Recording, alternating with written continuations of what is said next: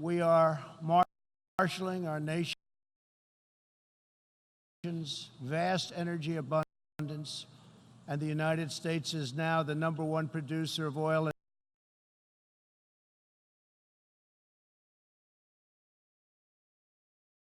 and natural gas in the world. Waves of have been poverty in less than a year.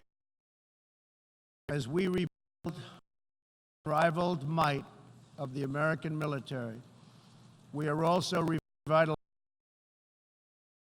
our alliances by making it very clear that all of our partners are to be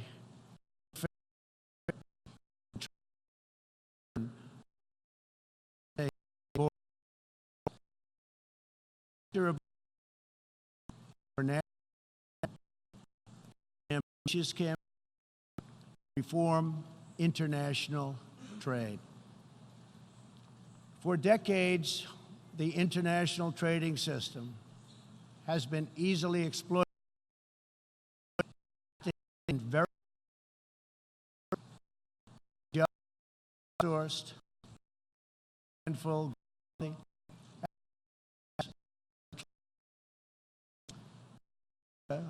The result was 4.2 million lost manufacturing jobs and $15 trillion in trade deficits over the last quarter. It's decisive action in this grave economic crisis. Our trade there reciprocal. We have closely with our partners in Mexico and Canada in place NAFTA with brand new and hopefully bipartisan to be a progress, a terrific deal. As the United Kingdom makes preparations to exit the European Union, I have made clear that we are ready to complete exceptional agreement you benefit countries. We are with a magnificent deal.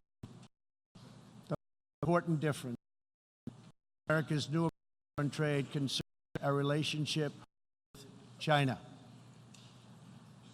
In 2001, admitted to the World Trade Organization. Leaders this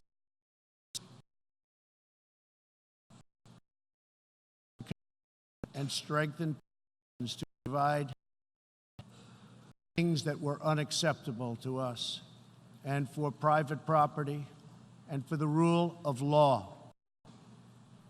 Decades later, the tested and complete to profit subsidies, currency and barrier, heavy subsidies, technology, currency, and the theft of intellectual technology, and the theft of trade election on a grand scale. Trade, as just one example, I recently met the CEO of a. As just one example, I recently met the CEO of a terrific American company, Micron Technology, at the White House. Produces electronics. 5-year company allegedly stole designs valued at up to $8.7 billion. Soon the Chinese company obtains an identical product.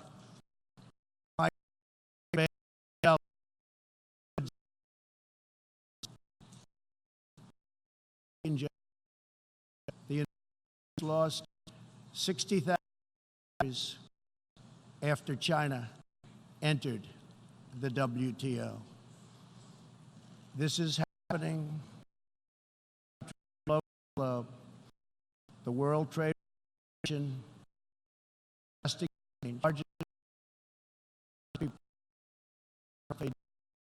in order to the system at others' expense. For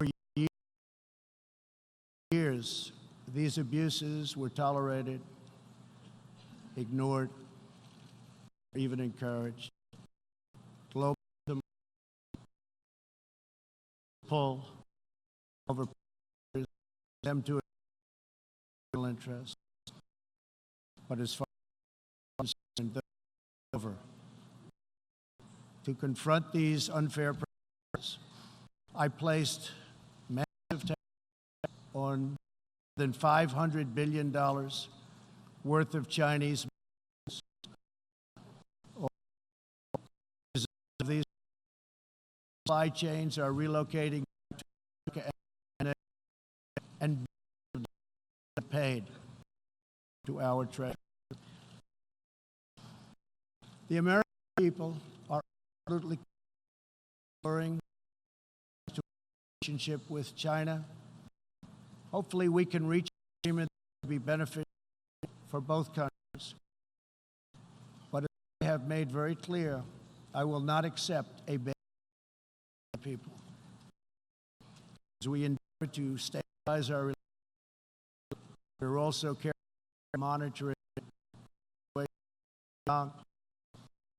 the world fully expects that the government will with the British administration, China to protect Hong Kong's freedom as a democratic way of life. How China chooses to handle the situation will deal about. We are all counting on the United States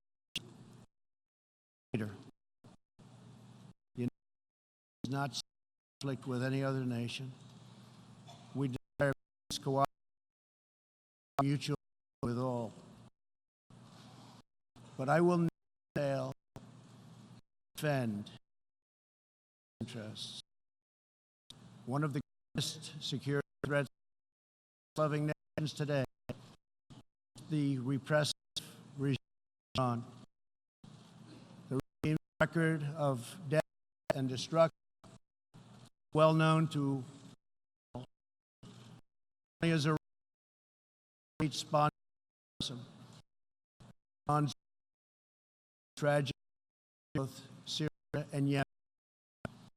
At the same time, the regime is squandering the nation's future in fanatical tests, nuclear weapons, and the military.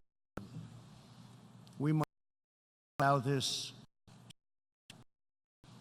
to stop Iran's nuclear weapons and missiles. It is from the table Iran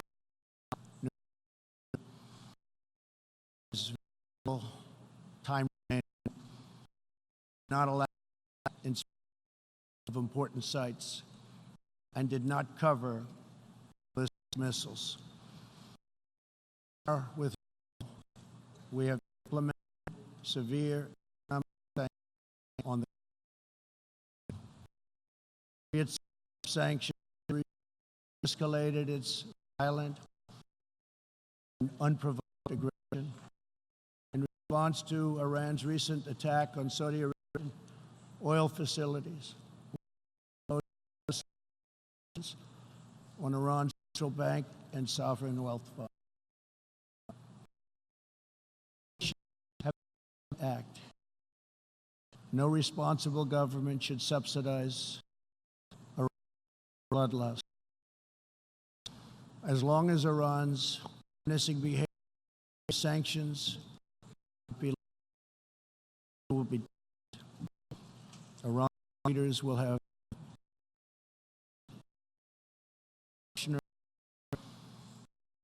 what happens when the ruling class abandons its people and embarks on a personal power and riches. 40 years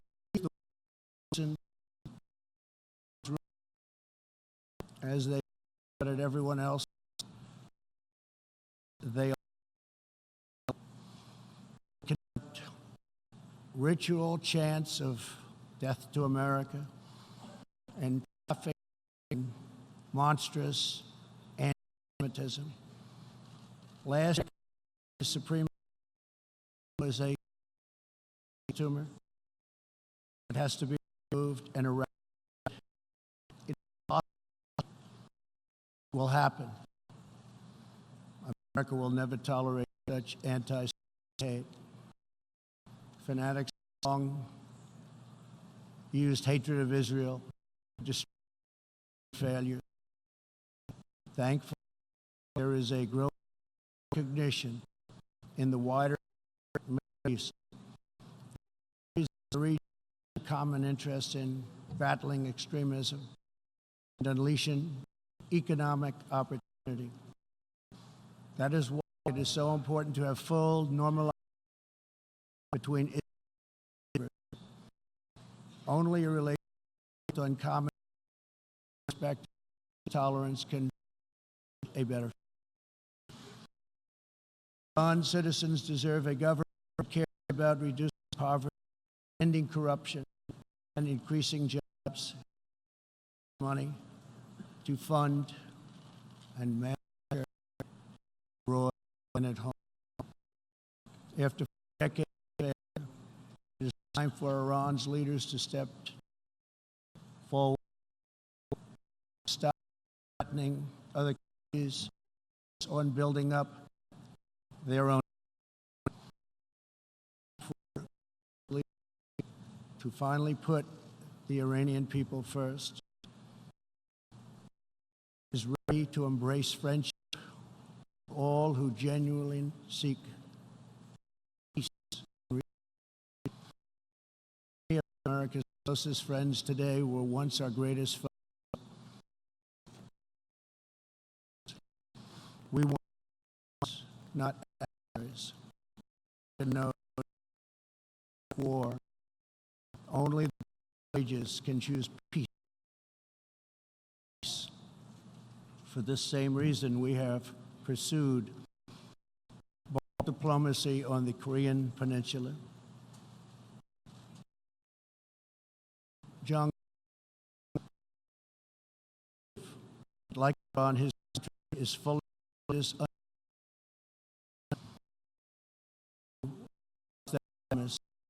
must nuclearize. Around the world, our message is clear. America's goal is lasting. America's goal is, and America's goal is with endless wars. With the administration is also pursuing the hope future in Afghanistan. Unfortunately, the Taliban do this, continue to work our mission of Afghanistan to terrorism. We never stop to make peace a reality. Here in the Western Hemisphere, we are joining with partners for stability and opportunity all across the region. One of the most critical is illegal immigration, which undermines prosperity, societies, ruthless criminal cartels, and illegal migration is unfair and every safe and unsustainable for everyone involved. The sending countries and the depleted countries, and they become depleted very fast, but their youth is not taken care of, and human capital goes to waste. The receiving countries are overburdened with more migrants than they can responsibly accept, and the migrants themselves are exploited, assaulted, and abused by vicious coyotes. Nearly 1/3 of women who make the journey north to our border are sexually assaulted along the way. Yet here in the United States and around the world, there is a growing cottage industry of radical activists and non-governmental organizations. These groups encourage illegal migration and demand erasure of national borders. Today I have a message for those open border activists who cloak themselves in the rhetoric of social justice. Your policies are not just. Your policies are cruel and evil. You are empowering criminal organizations that prey on innocent men, women, and children. You put your own false sense of virtue before the lives, well-being, and countless innocent people. When you undermine border security, you are undermining human rights and human dignity. Many of the countries here today are coping with the challenges of uncontrolled borders. And so, of course, does our country.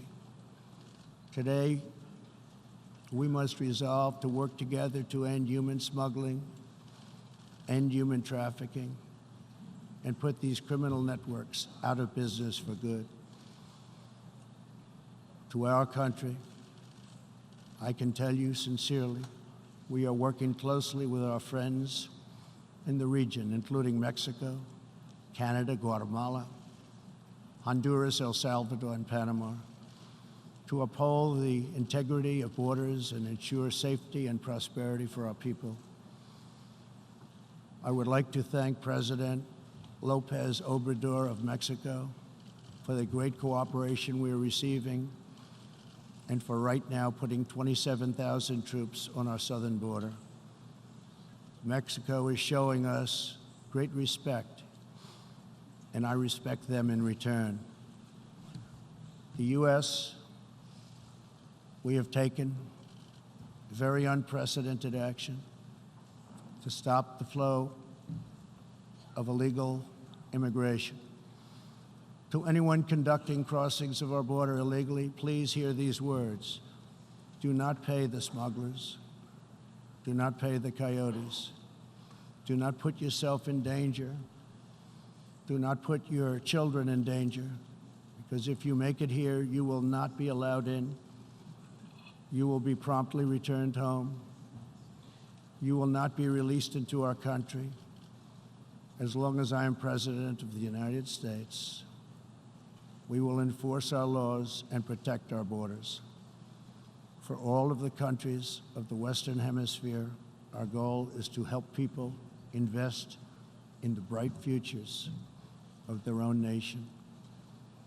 Our region is full of such incredible promise, dreams waiting to be built, and national destinies for all. And they are waiting also to be pursued. Throughout the hemisphere, there are millions of hardworking, patriotic young people eager to build, innovate, and achieve. But these nations cannot reach their potential if a generation of youth abandon their homes in search of a life elsewhere. We want every nation in our region to flourish and its people to thrive in freedom and peace. In that mission, we are also committed to supporting those people in the Western Hemisphere who live under brutal oppression, such as those in Cuba, Nicaragua, and Venezuela. According to a recent report from the UN Human Rights Council, women in Venezuela stand in line for 10 hours a day waiting for food. Over 15,000 people have been detained as political prisoners. Modern-day death squads are carrying out thousands of extrajudicial killings. The dictator Maduro is a Cuban puppet protected by Cuban bodyguards, hiding from his own people, while Cuba plunders Venezuela's oil wealth to sustain its own corrupt communist rule. Since I last spoke in this hall, the United States and our partners have built a historic coalition of 55 countries that recognize the legitimate government of Venezuela. To the Venezuelans trapped in this nightmare, please know that all of America is united behind you. The United States has vast quantities of humanitarian aid ready and waiting to be delivered. We're watching the Venezuela situation very closely. We await the day when democracy will be restored, when Venezuela will be free, and when liberty will prevail throughout this hemisphere. One of the most serious challenges our countries face is the specter of socialism. It's the wrecker of nations and destroyer of societies. Events in Venezuela remind us all that socialism and communism are not about justice. They are not about equality. They are not about lifting up the poor. And they are certainly not about the good of the nation. Socialism and communism are about one thing only: power for the ruling class. Today I repeat a message for the world that I have delivered at home. America will never be a socialist country. In the last century, socialism and communism killed 100 million people. Sadly, as we see in Venezuela, the death toll continues in this country. These totalitarian ideologies, combined with modern technology, have the power to excise new and disturbing forms of suppression and domination. For this reason, the United States is taking steps to better screen foreign technology and investments and to protect our data and our security. We urge every nation present to do the same. Freedom and democracy must be constantly guarded and protected, both abroad and from within. We must always be skeptical of those who want conformity and control. Even in free nations, we see alarming signs and new challenges to liberty. A small number of social media platforms are acquiring immense power over what we can see and over what we are allowed to say. A permanent political class is openly disdainful, dismissive, and defiant of the will of the people. A faceless bureaucracy operates in secret and weakens democratic rule. Media and academic institutions push flat-out assaults on our histories, traditions, and values. In the United States, my administration has made clear to social media companies that we will uphold the right of free speech. A free society cannot allow social media giants to silence the voices of the people, and a free people must never, ever be enlisted in the cause of silencing, coercing, canceling, or blacklisting their own neighbors. As we defend American values, we affirm the right of all people to live in dignity. For this reason, my administration is working with other nations to stop criminalizing of homosexuality, and we stand in solidarity with LGBTQ people who live in countries that punish, jail, or execute individuals based upon sexual orientation. We are also championing the role of women in our societies. Nations that empower women are much wealthier, safer, and much more politically stable. It is therefore vital not only to a nation's prosperity, but also is vital to its national security to pursue women's economic development. Guided by these principles, my administration launched the Women's Global Development and Prosperity Initiatives. The WGDP is the first ever government-wide approach to women's economic empowerment, working to ensure that women all over the planet have the legal right to own and inherit property, work in the same industries as men, travel freely, and access credit and institutions. Yesterday, I was also pleased to host leaders for a discussion about an ironclad American commitment protecting religious leaders and also protecting religious freedom. This fundamental right is under growing threat around the world. Hard to believe, but 80% of the world's population lives in countries where religious liberty is in significant danger or even completely outlawed. Americans will never fire or tire in our effort to defend and promote freedom of worship and religion.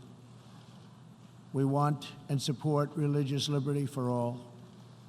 Americans will also never tire of defending innocent life.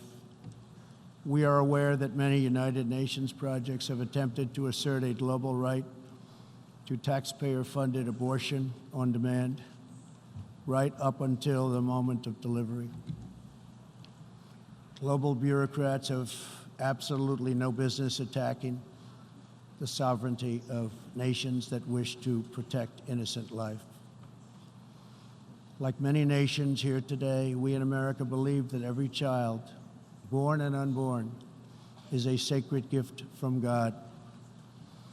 There is no circumstance under which the United States will allow international entries to trample on the rights of our citizens, including the right to self-defense.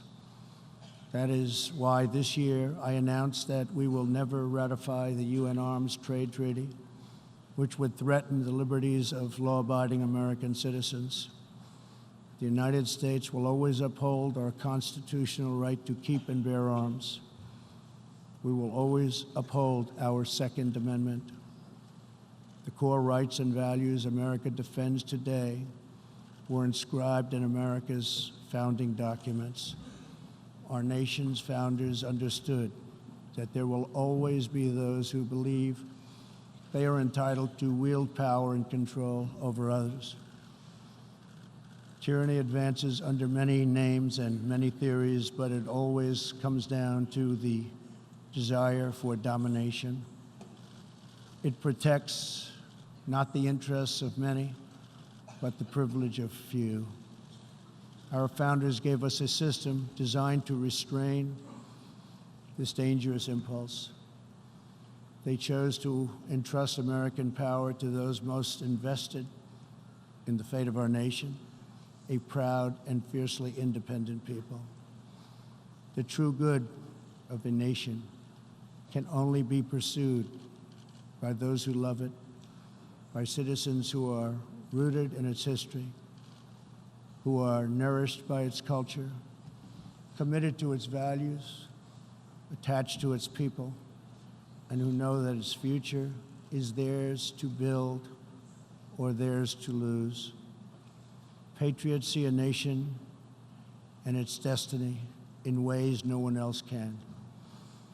Liberty is only preserved, sovereignty is only secured, democracy is only sustained, greatness is only realized by the will and devotion of patriots.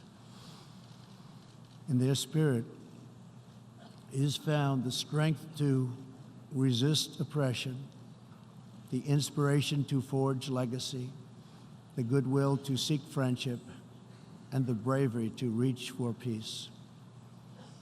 Love of our nations makes the world better for all nations. So to all the leaders here today, join us in the most fulfilling mission a person could have, the most profound contribution anyone can make. Lift up your nations, cherish your culture, honor your histories, treasure your citizens, make your country strong and prosperous and righteous, honor the dignity of your people, and nothing will be outside of your reach. When our nations are greater, the future will be brighter, our people will be happier, and our partnerships will be stronger. With God's help, together we will cast off the enemies of liberty and overcome the oppressors of dignity. We will set new standards of living and reach new heights of human achievement. We will rediscover old truths, unravel old mysteries, and make thrilling new breakthroughs. And we will find more beautiful friendship and more harmony among nations than ever before. My fellow leaders, the path to peace and progress and freedom and justice and a better world for all humanity begins at home. Thank you. God bless you. God bless the nations of the world. And God bless America. Thank you very much.